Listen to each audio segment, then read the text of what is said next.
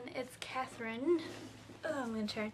It's Catherine, Girl with the Rabbit, and I am here for my August TBR. I am a little late, but things have been crazy. I got a new car, which I'm super excited about, so this kind of took a back seat, but I didn't stop reading, which is good.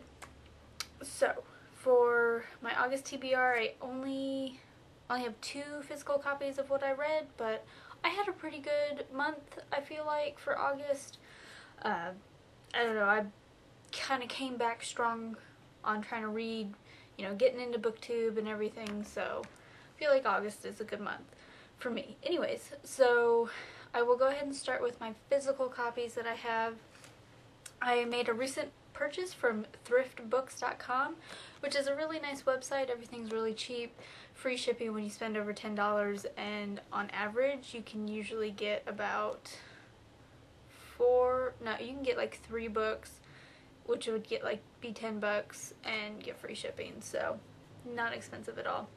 So this, I got Tokyo Mew Mew by, I'm not going to try and pronounce that. But anyways, Tokyo Mew Mew, this was kind of popular, I guess, towards the end of Sailor Moon. I remember when I was in middle school or so, it was out.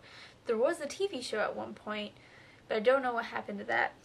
Anyways, I really like this. I sat down and read this last Sunday, and one thing I love about manga is, I can sit and read one within a half hour, and that's, really focusing on the story and whatnot.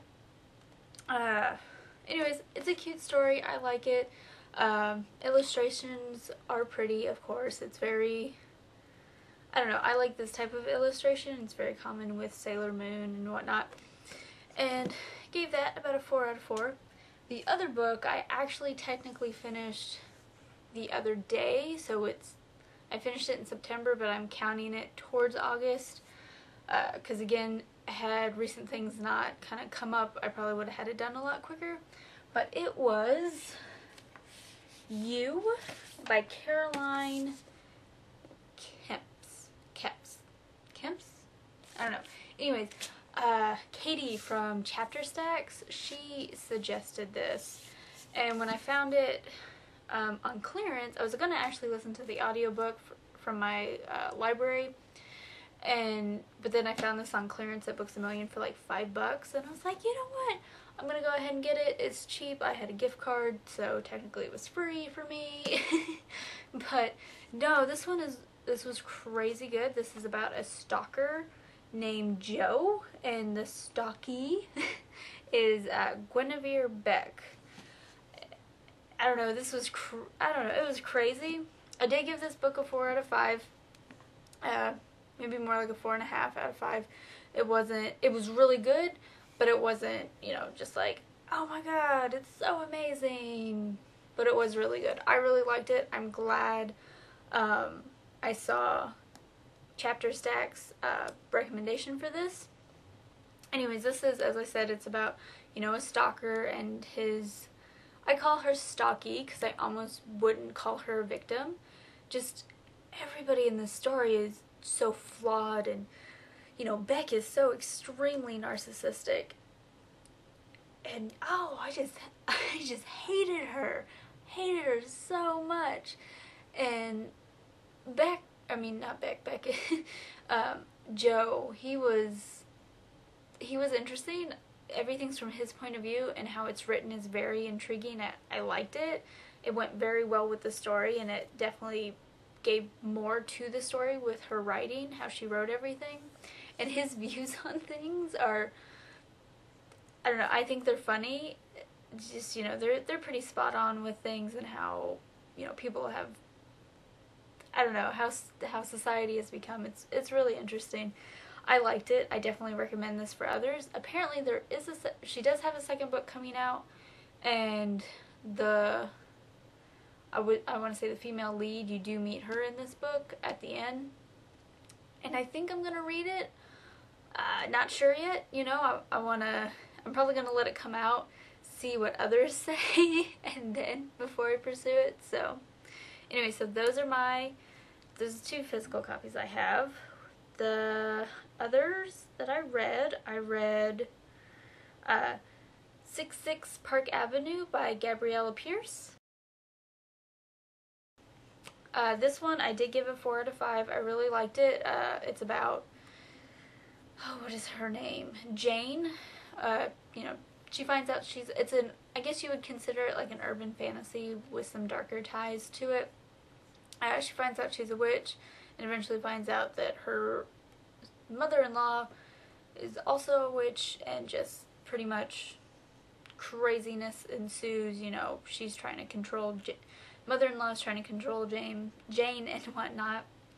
After that, I read The House of Dead Maids. This was a little short read, real quick, I think about 100 pages. It's supposed to be a prequel to Wuthering Heights. It was a ghost story. I only gave it a 3 out of 5. It might have made more sense if I had actually read Wuthering Heights prior, but, you know, it wasn't a lot of sustenance to it, in my opinion. It was just a quick, easy read. After that, I did read Uninvited by Sophie Jordan. Loved this book, gave it a 5 out of 5. I listened to the audiobook version of this, and it was amazing. The main character, her name is Davy, and it's set in the not so distant future where they have discovered the kill gene, the kill gene, where anyone that possesses this gene is more apt to committing violent crimes, becoming a serial killer and such. And as you would imagine, they find out that Davy carries this gene, and craziness ensues after that. Like I said, it was really good. There was a lot of deeper messages in this book that I really appreciated, and I'm currently reading the second one so far, and I am enjoying it. After that, I read Dorothy Must Die, the first 3 short stories. That's by Danielle Page. I don't know, I gave it a 4 out of 5. I liked them. It was cute, or it was nice to see because it was 3 stories, each were different. Just kind of the leading up to what happens in the first book, or how everything comes to be at the beginning of the first book. Good. I also read the second book to that, The Wicked Will Rise. I liked it, but at the end of it, I was mad because it didn't seem like much progressed, and there wasn't really a wrap up. She is planning to write a 3rd book for that series, but I really wanted more closure by the end of the second one. And I gave that one a 3 out of 5 just because, stuff hadn't happened at that point. And that was The Wicked Will Rise by Danielle Page. Okay. And then, for my final book, I finished, excuse my phone, I'm reading it off my phone. The final book I read was Mortal Heart. That was the 3rd and final book in His Fair Assassins trilogy by Robin LaFers. I love this trilogy. I did post a review about it. It is a little lengthy, I'm sorry. But, I really liked it. It was so good. This is a historical fiction, I guess set back in, I don't want to say Dark Ages, maybe Renaissance time. I don't know. Anyways, it was really good. Like I said, historical fiction. Each book focuses around a different girl, and they're all daughters of Mortan, which is the god of death, and they all were raised, or at least lived at the convent for the god of death, where they are taught to be assassins. And I don't know, it's really cool, really liked it. You should read it. And this is the trilogy. Yeah. So, like I said, I feel like I had a really good August month, and I'm on to September and ready to rock. Anyways, I will talk to you next with my September TBR. Bye.